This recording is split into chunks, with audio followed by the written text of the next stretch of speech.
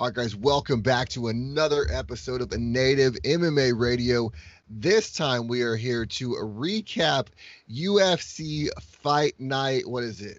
One something, something, something, something. No, I think they officially called this one UFC on ESPN Overeem versus Harris. I don't think they got a Fight Night number for it. It was headlined by Alistair Overeem going in there and defeating Walt Harris. That was an emotional fight, an emotional walkout, everything. We'll get to that a little later. I want to talk about some serious stuff real quick.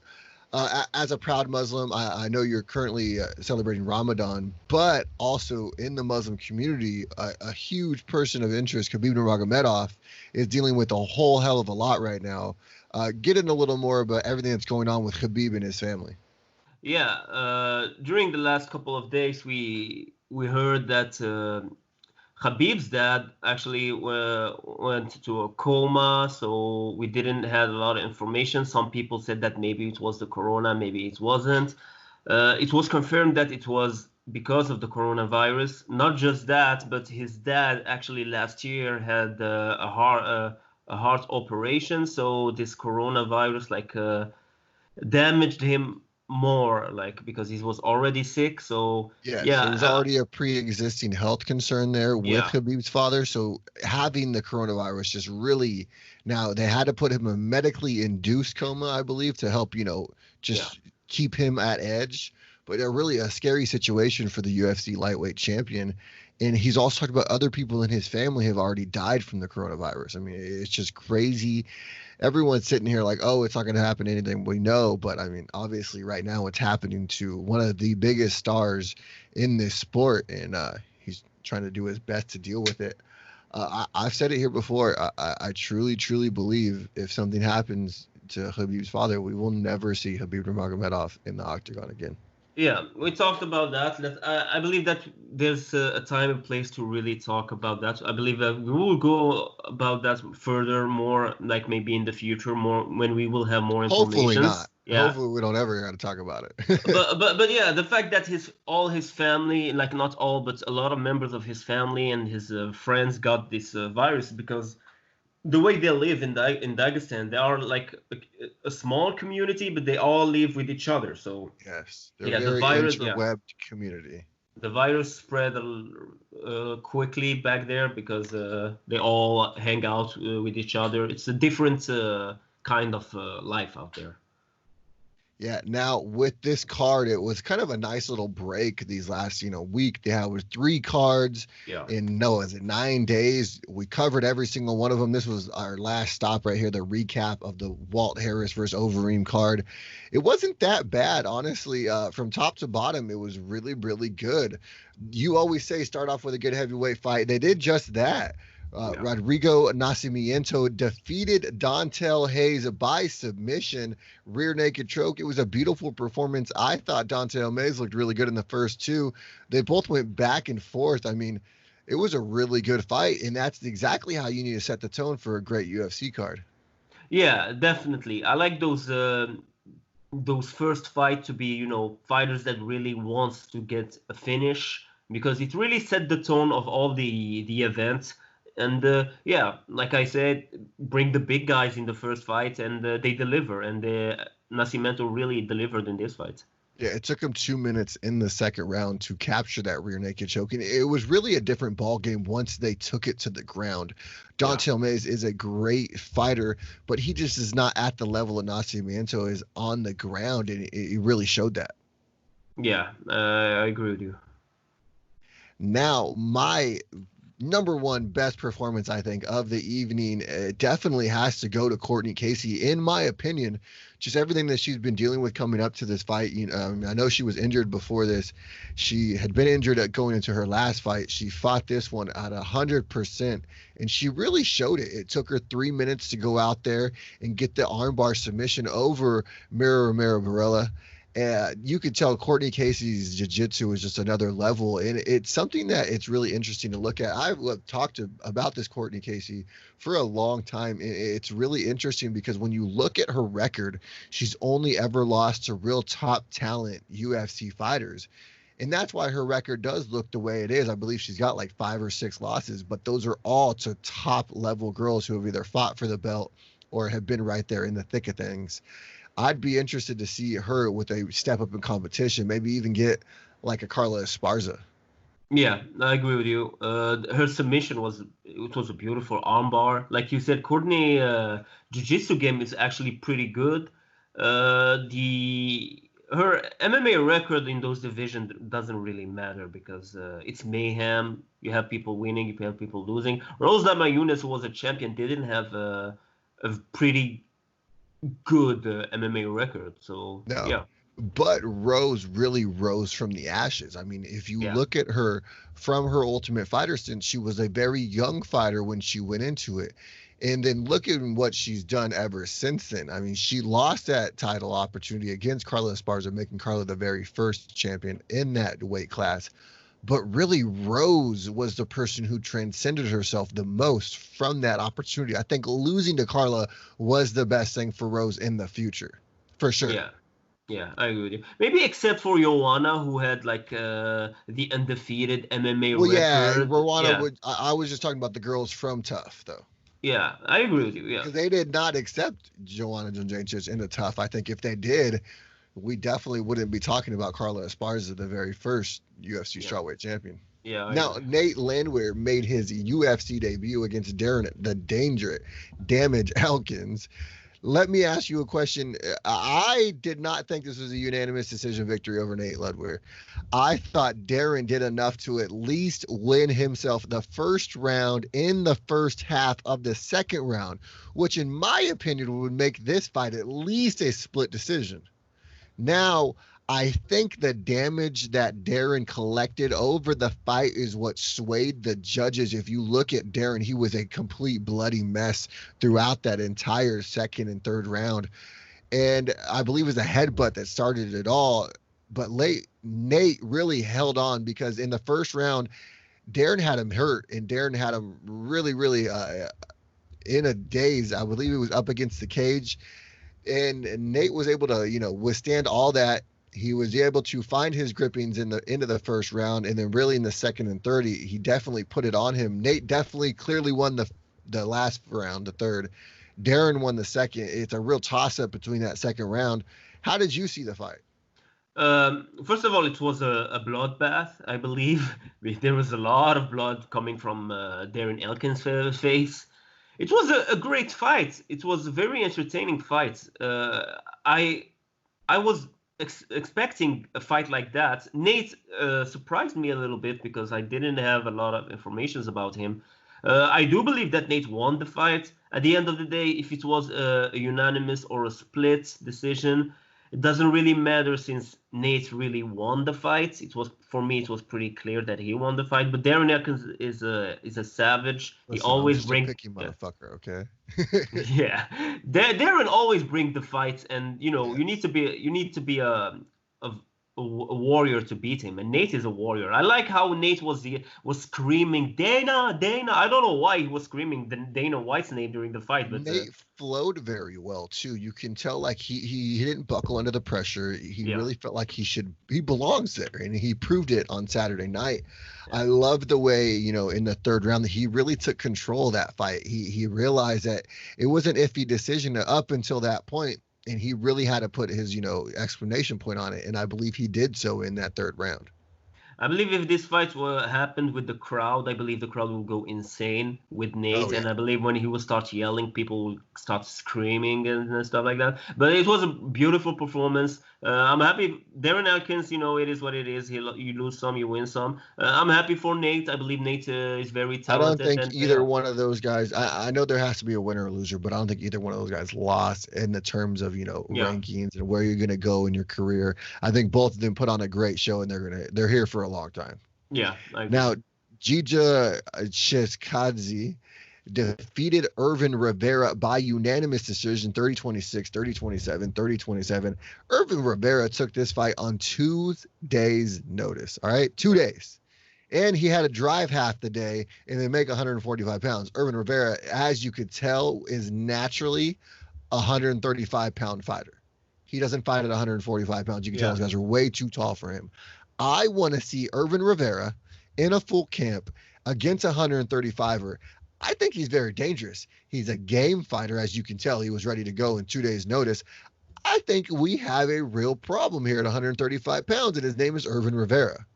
Yeah, he is very talented, and kudos for him for accepting to fight on short notice. But Giga looked actually good. I don't know, maybe that it was the size or, but it was a clear unanimous decision. I believe there was no drama, no controversy in this fight. Yeah, I can't really yeah. come up with it. Yeah, Rivera will be back, I believe. Thanks for him to step up in this fight. I want to see Giga against another striker. I know it's super soon to talk about somebody like a Yair, but I think eventually down the road, those two need to meet. In the Jordanian against Yair, I think would be a great matchup. Now, in the middleweight division, Kevin Holland really showed that he is here and he is not going anywhere anytime soon. And he took out Anthony Fluffy Hernandez with a beautiful elbow. It was what started the whole thing. And then he hit him with the knee to the body, followed it up with punches on the ground. Just an amazing striking performance with Kevin. And once he hit that elbow and then he squared him up, hit him right to the body with the knee. It was great. I really think Kevin Holland has an opportunity to go down to 170. He said he'll fight Gall. Gall's looking for an opponent here in the next couple of weeks. I really think Kevin Holland could do something against Mickey Gall at 170 pounds. And if Kevin Holland can safely make 170 pounds, that is a big guy for that weight class. Yeah, Kevin Holland is a finisher, and he proved it during that fight. Kevin Holland is dangerous. He's a great fighter, I believe. Like you said, he was known for his big mouth because he's talk a lot of shit, but the guy is very talented also. Yes. So yeah, so hoping to see him fight against Gall. It will be a great fight, I believe. I think it would be great.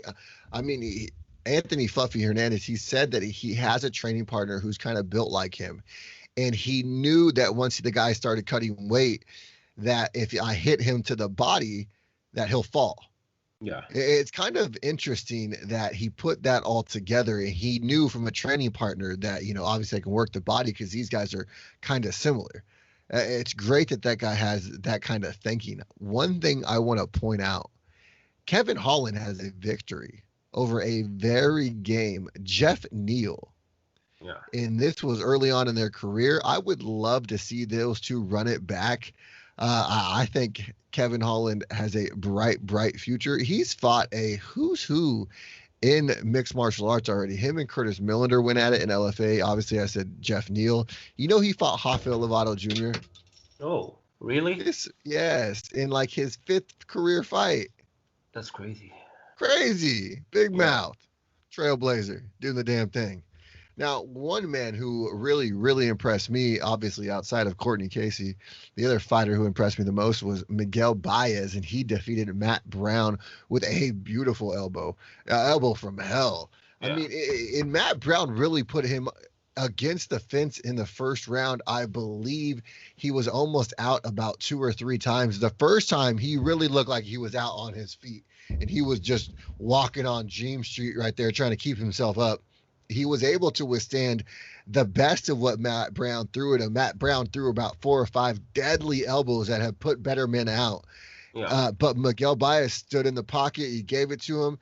And in the second round, I believe, 18 seconds into that round, hit him with a clean elbow, and it was all she wrote. Yeah, it was a beautiful performance by Miguel. I believe that Matt Brown got Matt Brown during that fight because that kind of finish is what Matt Brown is well known for. So it was a great performance by Miguel Baez. I have actually to say this. I enjoyed more the prelims of this fight, of this event, than the actual main card. Yeah, the prelims were amazing, top to bottom. I really feel like that's where the specialty of this card laid. A lot of people, I mean, we talk about this all the time. A lot of people will even order the fights and just watch, 4 or 5 fights. I think that is crazy. Why would you spend $70 and not enjoy the entire card? I used to, before I was able to afford to order the fights, I would at least watch the prelims. Yeah. And then I would download the fights later. You know what I mean? That's how we did it. Yeah, because like the main card was full of controversy. The main event, was like a pretty sad main event. So at least the prelims were great. Yeah, Son Yadong though he made it interesting with Marlon Rivera. Now it was a unanimous decision victory for Song Yadong. The fight was back and forth. I thought Marlon at least won a round or two. Interesting decision, giving it unanimously to Song Yadong. But what did you take from the fight? I believe it was a very close fight. If the three judges saw that it was 29-28, that doesn't mean that because it's unanimous, they gave a round to Marlon, and maybe they were willing to give another round to Marlon, but it's just they thought that Song Yadong looked better in that fight. But do you think Song did enough to win the fight that night? Because Marlon went straight to social media like he was robbed in the biggest fashion. Yeah, I would not say in the biggest fashion, but I do believe that Marlon won that fight. Now, Krzysztof Jotko went in there and defeated Eric Anders by unanimous decision. He looked good. His striking was good and on point. Eric Anders, it kind of seemed like he was trying to do too much in there. Kind of seemed like kind of buckled under the situation. Krzysztof Jotko, though, was able to put it on him and keep that striking there. I want to see more out of Eric Anders. He's a great body, great athletic. I just want to see just unleash that wild beast inside. Yeah, but Jotko actually really looked amazing in this fight. Jotko is a very good fighter. Like I'm really like waiting to know who will he fight next, because he's a very talented guy. Yeah. But I feel like there was multiple situations where if Eric would have just thrown a couple more combos in a situation, he could have put him out. What do you think, Jotko? What's next for him? What do you think they will do? In that middleweight division? Honestly, yeah.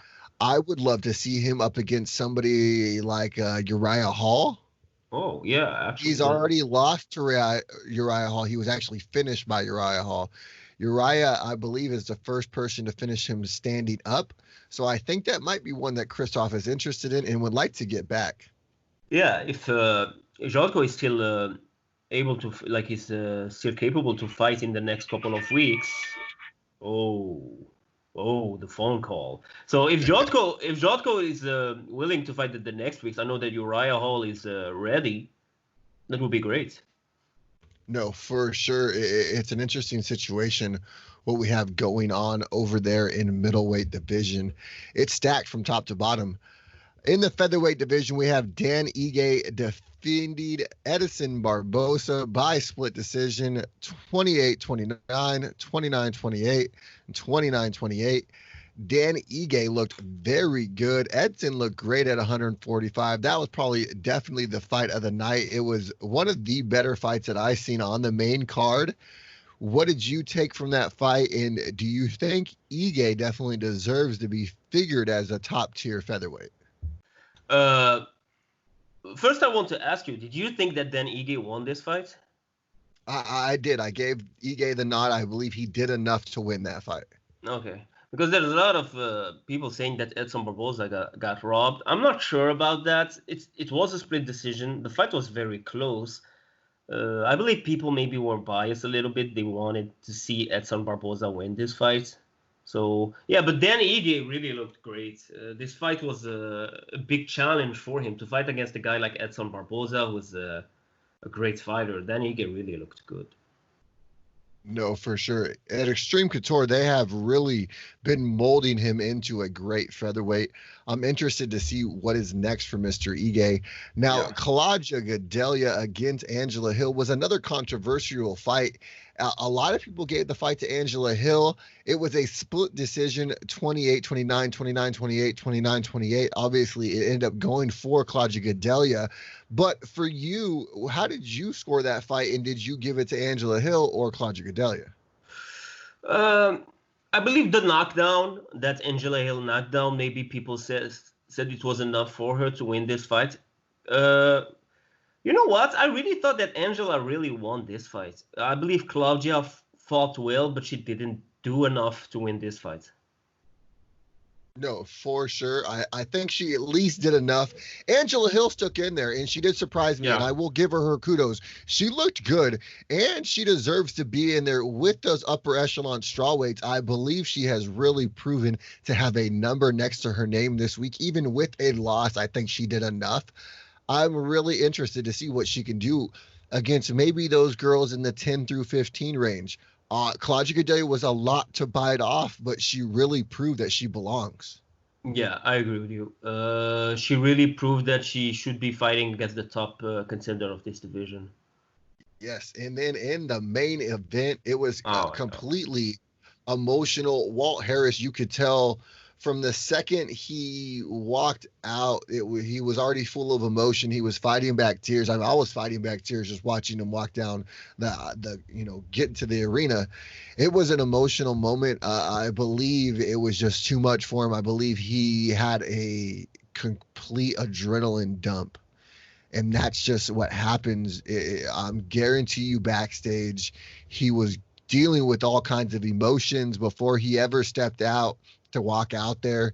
I Yeah. guarantee you all day long, he was dealing with a lot of emotions. I think at the end of the day, when it was time to perform, it was just too much, and it was in a complete energy dump.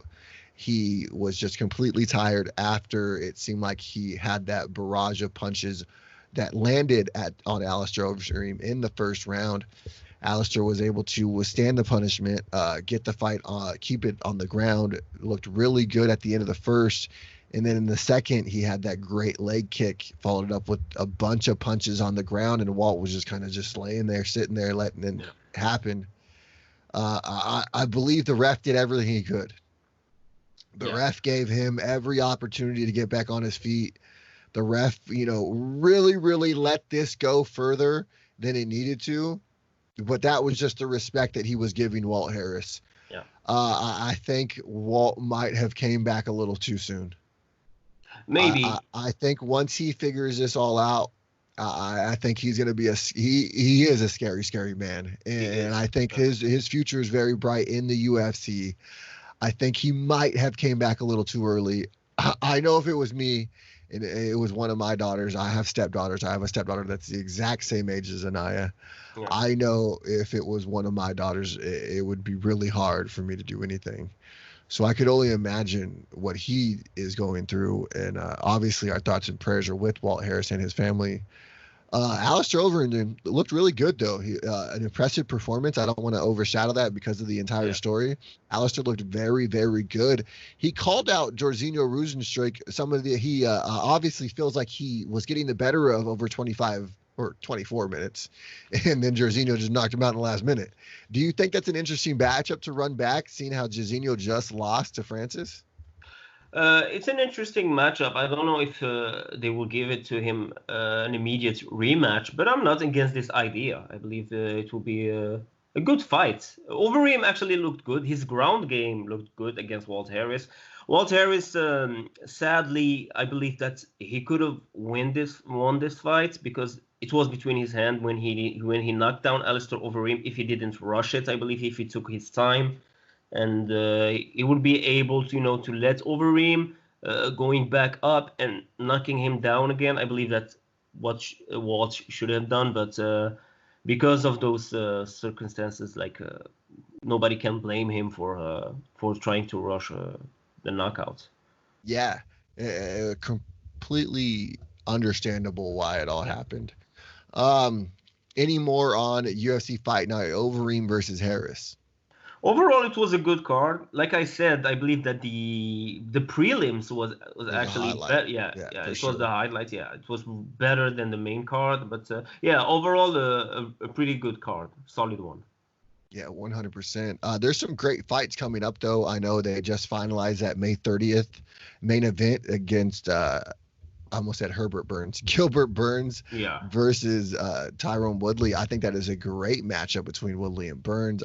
Those two have never been matched up before. So obviously, I think it's an interesting fight. It's something that they've both been calling for a while. Also on that same card, Caitlin Kokajian versus Antonio Shevchenko. That is a great fight. Obviously, Caitlin has lost to sister Valentina Shevchenko, so maybe with a win, Antonio might see her sister in a title shot in a fight or two. How Yeah, interesting would that be? The very first pair of sisters to ever fight.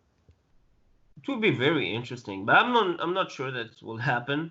But I guess we will see. You Uh, never know. Never there, say yeah, never. there's the Sugar Sean O'Malley who's fighting also. Oh, yes. So UFC 250, June 6th, I believe it's a week after the 30th event. Yeah, Sugar Sean O'Malley is returning against Eddie Wineland. That is a great matchup. Obviously, right. the Sugar Show is a phenomenal character. Not only a phenomenal character, he's a great fighter. He had been on suspension and he just got off it. He won his last fight, jumping right back in here now. I can't wait to see him go yet again. Who do you have in that fight between Sugar Show and the veteran Wyland? Um, Technically, I believe O'Malley is superior, but Wyland had that, he's kind of ruthless and reckless. He's Yes. a hard striker. But what I know and what I'm really excited about, if O'Malley wins by a good fashion, the next fights for him will be against top contenders because Wyland is he is the guy between the top contenders and the Yeah, lowest ranked he's in fighters. that like 25-20 ranking. Yeah. So I'm pretty excited about this fight. I believe this fight will really give a lot of opportunities for O'Malley. So I believe O'Malley will bring his A game for this fight.